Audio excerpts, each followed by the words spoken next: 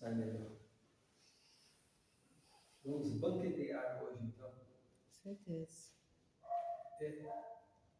Eu acredito que poucas vezes nós ouvimos nas casas espíritas uma observação um pouco mais profunda da intimidade da mãe de Jesus, Maria. Poucas vezes a gente observa isso. Poucas vezes a gente vê uma análise um pouquinho mais profunda desta mulher, que na realidade ela vai representar dali para frente o caminho pedregoso de tantas e tantas mulheres e tantas mães. E não foi à toa que, quando ela levou seu menino Jesus ao templo de Jerusalém, para que ele pudesse ser mostrado aos sacerdotes, ela e José, um casal muito simples mesmo. Eles ali adentraram com uma criança, que ele já tinha havido feita circuncisão. A circuncisão é sempre feita, hoje eu não sei como está em Israel, mas era sempre feita no 8º dia. O pai levava a criança, se fosse um homem, né, e fazia lá, o corte do prepúcio. E é tão interessante que, se fosse uma mulher, a mãe deveria ficar 40 dias em casa, reclusa. Como se ela tinha sagrado. E ela não podia tocar em nada que fosse sagrado. Nada. Mas quando era homem, ela poderia ter 20 dias reclusa. Com mulher, 40. Você vê como que era a lei naquele período. Mas quando ela leva Jesus para ser apresentado em Jerusalém, um templo que era obrigação, né, de todos, na porta de Nicador, era uma enorme porta que ficava na entrada do templo. Era uma porta que tinha mais de 2,5 metros, toda confeccionada de ouro. Então eles estão subindo aquele templo pomposo, e quando o casal chega ali no patamar, antes de entrar no átrio, que Maria não vai poder entrar, é José que vai levar, porque tinha tudo isso aí, né? O pátio dos homens, o pátio das mulheres, o pátio dos gentios, tudo ali era diferente. Então, ele apresenta, quando o José apresenta lá para o sacerdote unge é uma palavra muito forte, ele é como se fosse um batismo, né? Mostra eles ao outro sacerdote e está consagrado a Deus. Então, quando eles estão retornando, ali tem um sacerdote também, chamado Simeão. É um senhor de barbas longas, brancas já, caindo sobre o peito, que desde jovem ele havia recebido uma profecia. Ele tinha uma mediunidade extraordinária. E ele recebeu, através da mediunidade, uma profecia de que ele não morreria sem antes ver o Salvador. E quando ele está entrando ali no pátio e o casal está saindo, o pátio é muito grande, é distante, é muito distante, mas ele de longe ele recebeu a intuição. Como médico, ele recebeu a intuição. Ali está o Salvador nas mãos daquela senhora menina. E foi até lá. Conversou com o casal e ele pediu se pudesse tomar nas mãos aquela criança. E ele então olha aquela criança, olha bem nos olhos dela, e ele traz até o seu peito. E ele pensa, né, com ele mesmo assim: quanta guerra, quanta discórdia haverá pela presença desse Espírito que está chegando. Como será que ele vai lutar? Como ele vai combater esses homens tão pesados, tão rudes, tão sem noção, né? Sem nenhuma sensibilidade? Qual arma que ele vai usar? Aquela criança que está no colo dele parece compreender o pensamento. Ele levanta a mãozinha e bate no peito. Simeão. E Simeão compreende que ele vai lutar com o coração, com a emoção, com o sentimento. Uma criança praticamente recém-nascida, batendo no peito do velho Simeão. E o Simeão então olha para ele, olha para cima e diz: Senhor, já pode despedir este seu servo, porque os meus olhos já viram o Salvador. E entregando para Maria esta criança, ele vai assinalar para ela também que aquela criança veio para motivo de discórdia entre muitos em Israel e outros povos também. E será causa de queda e também de elevação de muitos. E olhando mais profundamente para Maria, diz: e tua alma, teu coração será traspassado por uma espada, para que os pensamentos de muitas pessoas possam eclodir. Essa frase de Simeão é muito interessante, porque quando a gente lê, a gente pensa, o coração de Maria será traspassado por uma espada, para que o coração de muitas pessoas possam também desabafar, traduzir os seus pensamentos. Eu meditei muito sobre isso durante muito tempo, né? Sempre eu gosto de ler sobre Jesus e eu comparo algumas observações. Porque eu entendo, né? E tem alguns também que pensam da mesma maneira, é que o caminho de Maria seria traspassado pela espada.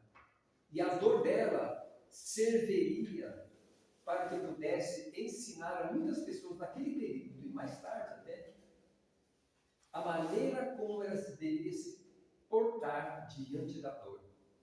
Mas que a sua conduta e a morte do seu filho seria depois algo que providenciaria no pensamento, no coração das pessoas, um conceito a respeito de Jesus. Eles iam externar os seus pensamentos a respeito de como aquela mulher se portou diante da dor e como aquele homem morreu por uma causa tão forte. Essas pessoas deveriam se pronunciar através do gesto, do movimento, da aceitação do cristianismo ou não. Então essa espada faria com que um movimento muito grande surgisse. E surgiu o cristianismo. Entretanto, um pouco bem depois, mas bem uns 2 anos depois, um jovem de mais ou menos 16 anos atravessa uma rua poeirenta em Jerusalém. Ele atravessa a rua com os passos largos e vai em direção a uma casa muito simples, com um pequeno jardim à frente. Tem ali um pequeno portão. Ele abre o portão e de imediato ele já vê uma mulher ainda jovem até, jogando uma jarra, jogando águas em algumas plantas. Ele joga o seu manto para trás, vai em direção a ela e diz: Senhora, eu vim trazer notícias do teu filho. Eu vim trazer a notícia do mestre. Era João Evangelista. E diz para ela: Jesus foi detido. E ela então não sabia o que falar. Ela levou um susto, deixou a jarra num canto, foi até João, tomou das suas mãos. E por que, meu filho? Porque o meu filho foi detido. Eu vou verificar. Mas a senhora sabe o que tem acontecido? Muitas delações, muita política. Os escribas, os fariseus querendo jogar ele na roda da desconfiança, mas eu vou até lá, vou buscar alguma informação a respeito. E a senhora procura ficar aqui. E ela então, ao que João saiu, ela foi para o fundo da sua casa, num pequeno cubículo que ali tinha, porque aquela casa nem a ela pertencia. é de um dos parentes dela, porque ela estava em Jerusalém, e ela não morava em Jerusalém, mas aquele período ela estava lá, ela então ajoelhou e orou a Deus. Orou a Deus e perguntou: meu Senhor, mas não foi o seu filho denominado embaixador divino na terra? Ele não veio para apresentar às pessoas a sua própria divindade, ele mostrou Deus que está no céu, ele fez a divulgação do teu nome na terra. Ele não levantou os caídos, os paraplégicos, deu luz aos cegos, ressuscitou tantas pessoas. Eu não entendo, Senhor. Ela então implorou que Jesus, que Deus pudesse fazer alguma coisa pelo seu filho, e ela confiou em Deus, confiou plenamente. E ali ele chegou. 2 horas depois, o mesmo João retorna e traz a notícia de que Jesus foi preso. E ela então leva um susto maior. E ela, mas o que está acontecendo com meu filho? Porque na cabeça de Maria, Jesus, que era realmente uma pessoa muito boa, em que? Qual foi a questão? O que aconteceu? E ele está preso aonde, João? No momento nós não sabemos, mas eu vou procurar saber aonde foi que colocaram ele preso. Então, Maria, naquele instante, ela disse para João: eu vou sair, eu vou procurar as autoridades, porque não é possível, Maria, não faça isso. Por favor, não faça isso. Porque ele colocou umas reticências, né? Porque a senhora é mulher, e a senhora é pobre, e a senhora é humilde. Os homens já têm um ranço das mulheres, eles não têm respeito. E se a senhora for lá com a sua humildade, senhora, eles não vão vir, vai ser até pior, é melhor a senhora ficar. E ela então ouviu João saiu, e ela foi de novo para o seu quarto, e novamente ela ali ajoelhou e implorou a Deus que libertasse seu filho, porque ela não conseguia conceber a ideia de seu filho preso. E por quê? Passado algum tempo, ela ainda, depois da oração, da rogativa, ela sai, ela não aguenta ficar em casa, vai atrás do filho, e ela vai procurando naquelas ruas poeirentas de Jerusalém, aonde fica essa detenção, e ela encontra, só que ela não consegue adentrar, porque ela não consegue convencer, nem comover o coração dos guardas, e ela retorna, cabisbaixa, passos largos também, e vai ao fundo da sua casa, e ora a Deus, mas confia em Deus, que Deus vai fazer alguma coisa. E depois João retorna. Quando João retorna, diz para ela, porque ela vem afegante, em busca da notícia: Senhora, o mestre foi acusado. Mas então, ali naquele momento, ela quase desmaia. Ela sente uma dor muito profunda na alma. E ela então quer sair, João de novo segura, para que ela não saia. Eles vão pensar em alguma coisa para que possa fazer. E ela pensa novamente: não é possível. Mas o meu filho, ele deu tanto bem, tanta coisa boa para os amigos, para as pessoas. Eu não estou entendendo o que está acontecendo, meu Deus. Porque o meu filho agora está abandonado. E ela, sente no tamborejo que ela estava, começa a orar, mas ela ora de tal maneira que João diz que as lágrimas caíam pelos olhos dela, olhando até o chão, rogando seu filho único, o único filho que ela tinha naquele momento perto dela. Ela tinha outros, mas aquele era diferente. Aquele homem era diferente. E nesse ínterim chega Maria de Magdala. Maria de Magdala já sabe o que está acontecendo. ela vem em direção para auxiliar a mãe de Jesus. Ela entra à sua casa, abraça, e as duas têm uma interação, duas mulheres, duas mães praticamente. Elas se abraçam e Maria, olhando para Madalena, disse para ela: o meu filho foi, senhora, eu estou sabendo. Nós, o que podemos fazer?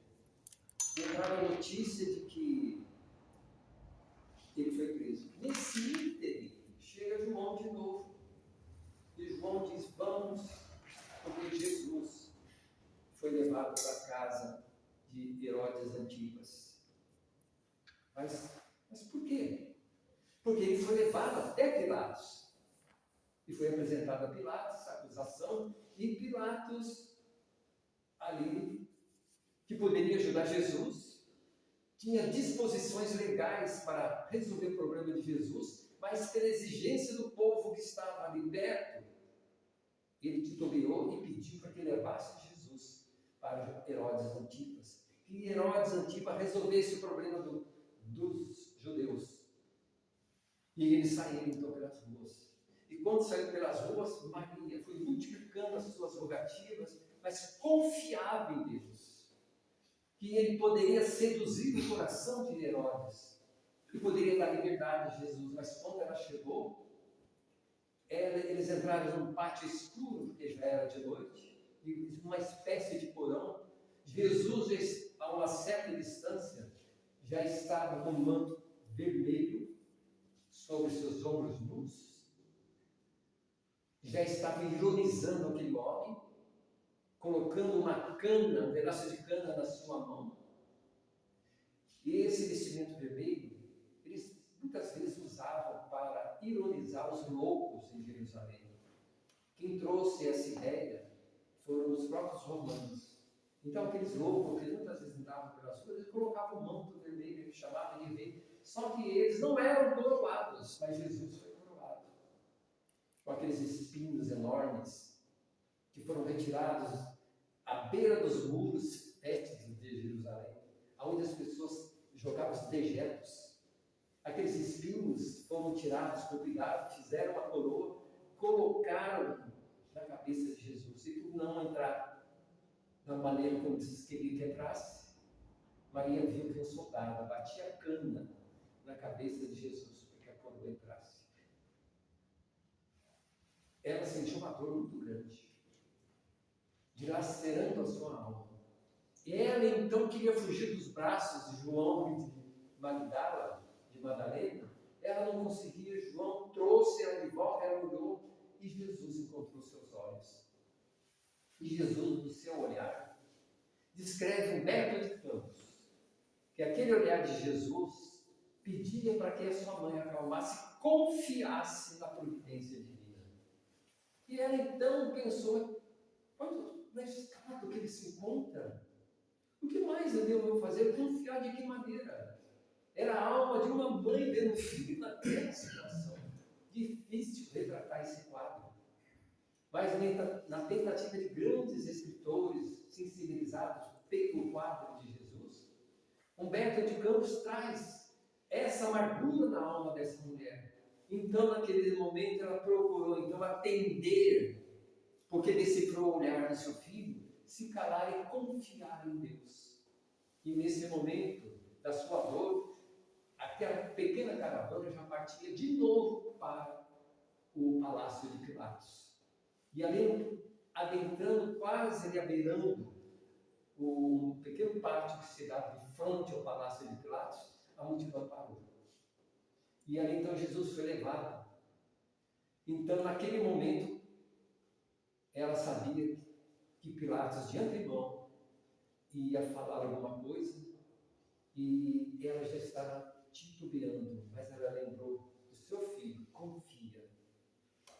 E nesse instante, Pilatos trouxe uma alternativa. Então, de tantas outras considerações, Pilatos disse: nós vamos hoje, vocês vão escolher entre Jesus, que vocês conhecem, e Pilatos, que é um assassino. Ele havia assassinado um soldado romano. Ele nem deveria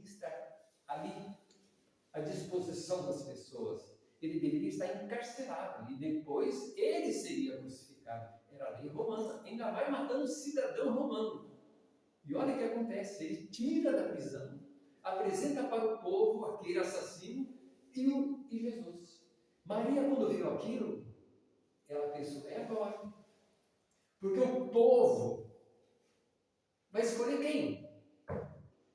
O povo que recebeu de Jesus a amizade, a saúde, a sua presença. Ele ajudou tantas pessoas, que não podemos nem denominar aqui o que ele fez nas ressurreições, nas ressuscitadas muitas pessoas, aqueles cegos que viram, como nós falamos aqui. Agora o povo vai escolher. E quando o povo começou a gritar, o inimigo que ali estava, a Maria realmente sentiu que estava derrotada. Mas naquele instante ela diz, ela pensava com ela, não posso, tem alguma coisa existe aí. Mas naquela angústia dela e a multidão indo para lá e para cá, já se levava a Jesus. E as pessoas faziam então agora uma festa porque Barrabás havia sido liberto. E Jesus tomou da cruz e foi subir no Calvário. Quando ele tropeçou na primeira vez, ela observou que os ombros do seu filho já estavam praticamente sangrando, porque aquela não era uma cruz comum, como nós vemos nos filmes, lemos nos livros. A cruz que eles davam às costas dos ladrões e dos assassinos e tudo mais que seriam crucificados, era uma árvore, que eles cortavam a árvore, fazia lá, né, a trave vertical, a horizontal e a vertical, eles não tiravam as pepas, jogavam a pessoa ali, do jeito que está. E Jesus foi jogado naquela trave. E quando coloca na trave, aquelas pepas entram nas costas da pessoa. E quando se levanta e o tronco cai, as pepas entram na carne. A dor é uma coisa impressionante. E ela foi assistindo todo esse drama. E ela foi se aproximando e ajoelhou-se diante da cruz. E o seu filho com os braços abertos. João ali perto. Num momento ela sentiu uma mão na sua cabeça. E praticamente ela foi levada por uma noite, tarde, uma tarde de noite, quando o anjo Gabriel se apresentou diante dela e disse tudo aquilo que nós conhecemos. Maria, tu achas cheio de graça diante do Senhor. Tu serás filha de um menino que deverás colocar o filho de Jesus, com o nome de Jesus. E ela então assusta, não entende aquela situação. Mas aconteceu tudo aquilo. E ela foi lembrando do momento que ela levou Jesus diante dos judeus lá no templo de Jerusalém, apresentando para Simeão. Simeão falando aquelas coisas, e todo aquele filme passando na sua mente. E até que um determinado momento, que ela viu que seu filho já estava quase que esperando, ela lembrou de uma quadra histórica do povo judeu, aquele que marcava o povo, o grande patriarca Abraão. Ela não sabe porque começou a pensar naquela história que comoveu muitas pessoas e deu força para o povo judeu. Naquele momento que Abraão, ele recebeu uma mensagem, porque ele também era um grande médium, ouviu, ele diz, né? Mas não era, a gente sabe que não era Deus. Que Deus dizia para ele, Abraão, pegue o seu filho, Isaac, o único filho que você tem, o filho que você ama muito, leva-o até o Monte Moriá. E lá você vai fazer, quero o sacrifício do seu filho por mim, se você me ama. Então, Abraão não disse nada, não falou nada. Simplesmente no dia seguinte, pediu para que Isaac se levantasse, saiu, chamou 2 servos, pegaram lenhas e seguiram uma pequena caravana diante do Monte Moriá. E quando chegaram perto do monte, ele pediu para que os servos que ali estavam colocassem as madeiras no chão. Ele pegava um monte, Isaac pegava outro. E iam fazer um sacrifício. Isaac não sabia de nada. Isaac até perguntou para Abraão: pai, mas o sacrifício não tem que ter uma ovelha? Deus providenciará, meu filho. Então ele ficou quieto, confiando no pai. E seguiram. Quando chegou lá em cima, Abraão pegou algumas pedras, montou um pequeno altar, colocou as lenhas e, virando para Isaac, Isaac, filho, venha até aqui. Ele pegou de uma corda, amarrou o rosto de Isaac, amarrou atrás e começou a dar volta, pegou ele no colo e colocou em cima. Isaac, então balbuciou alguma coisa, e ele então, Abraão, tirou o punhal. Na hora que ele foi apunhalar o filho, uma voz lhe disse: não faça nada para esse rapaz, porque eu sei que realmente você me ama. Para alguém dar o único filho que tanto ama em holocausto, é porque você realmente provou que me ama. Olha como era naquele período judeu. Era uma coisa bárbara. Então ela pensou nisso. Ficou pensando: ele quer o único filho que eu tenho. Maria pensando isso. É o filho que eu amo. Ele está querendo alguma coisa de mim. Então, quando Jesus expirou na cruz, Maria compreendeu totalmente a sua missão. Que toda aquela história que ela passou, desde aquela noite que Jesus nasceu, até o momento da cruz, a missão dela era aquela. E ela conseguiu, de uma certa maneira, passar por todos esses momentos confiando em Deus. Ela nunca rebelou-se contra Deus. Ela nunca mostrou uma postura de controvérsia às leis que o seu filho havia provado. Porque Jesus, ele disse: eu não vim revogar as leis, não vim contra as leis, eu vim vivenciar as leis. E ela observava que seu filho realmente colocava em prática aquilo que os judeus falavam, mas não faziam. Então ela sentiu na alma que as mães também sofreriam isso. Aí ela começou a compreender porque Simeão havia colocado aquilo. E lembrou também da postura do seu filho quando caiu. E as mulheres vieram com aqueles panos brancos, como Verônica veio, enxugar os rostos de Jesus, e outras mulheres piedosas ali chegaram. Ele diz: não choreis por mim, mas choreis por vossos filhos, porque ao ramo verde fazer isso, o que dirá aos ramos secos? Bendito aquelas que não estarão grávidas quando o tempo chegar. E Jesus profetizou que sofreriam muito, e que se ele era um ramo verde, florido, fizeram isso, imagine aos secos, aos homens rudes. Então ele profetizou toda essa nossa andança na humanidade, e que estamos até hoje.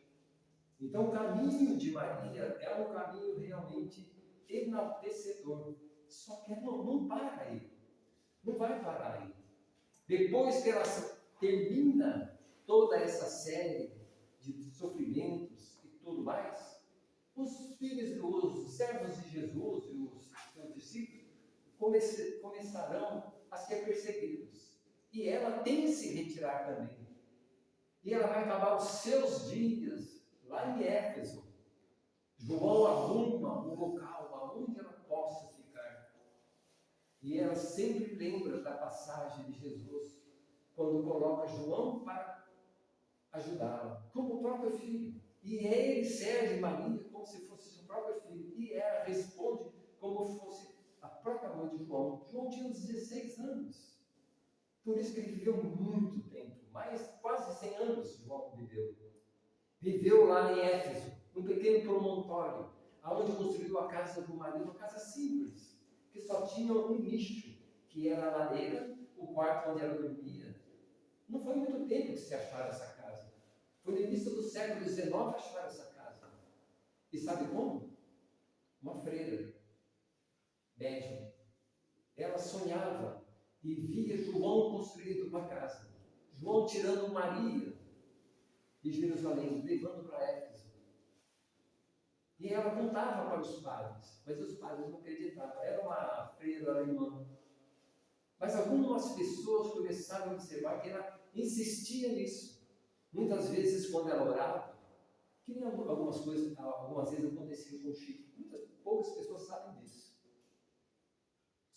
As marcas dos cravos nas mãos. Sabia que o Chico também tinha isso? Tinha momentos, num período da Semana Santa, ele ficava quase que resguardado. Colocava um pano na mão, disfarçando, e chapéu, boininha, e sapato. Às vezes ele convidava alguém para ir até a sua casa, para curar as feridas, as dores que tinham nos pés. Isso é testemunho de pessoas que falam a esse respeito, mas ele nunca falou isso para ninguém. E ela tinha essas marcas.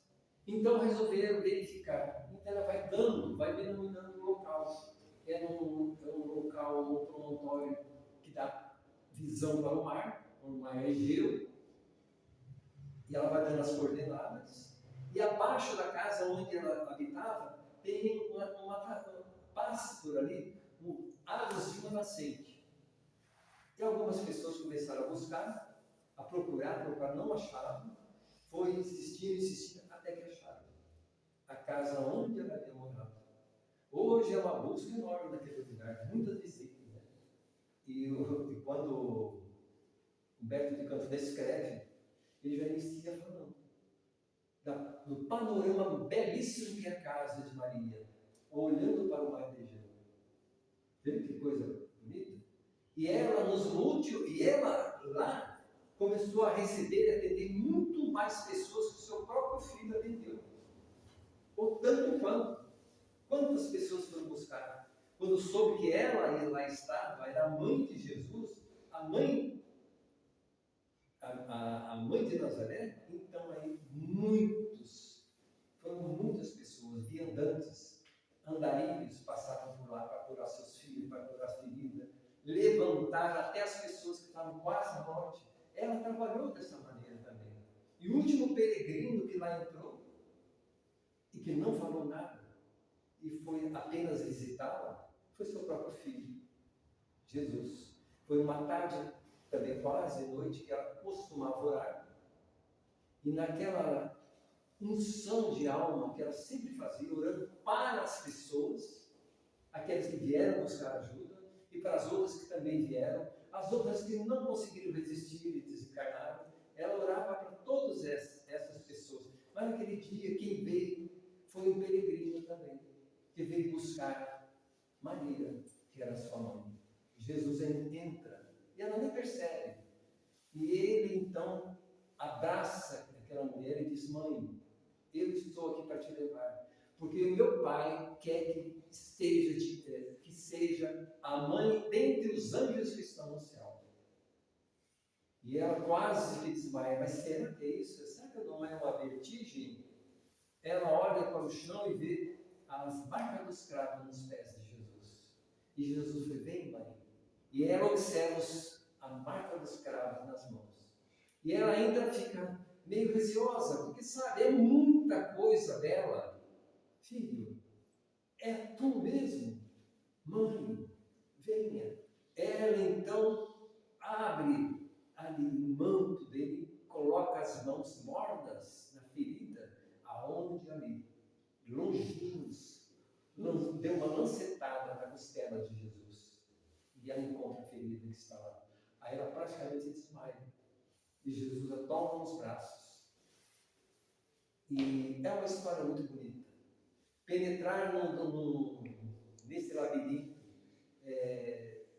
com bastante assim, detalhes é uma coisa que é difícil a gente ficar sem lágrimas. É muito difícil.